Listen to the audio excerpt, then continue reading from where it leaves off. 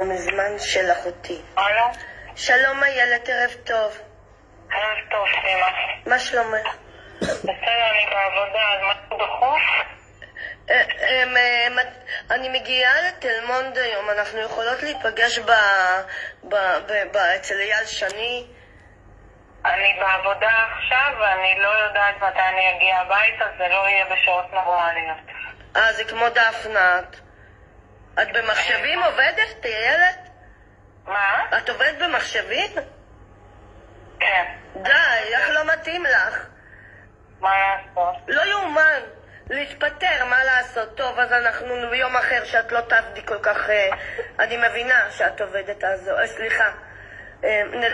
נדבר פעם אחת. מתי אפשר לדבר איתך? תקשיבי, בתקופה הזאת אני באמת עובדת מסביב לשעון, סימה. אני באמצע שבוע, אין שום סיכוי שאני אוכל.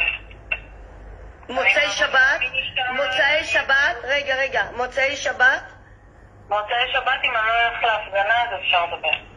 אם את לא הולכת להפגנה, איזה הפגנה את הולכת?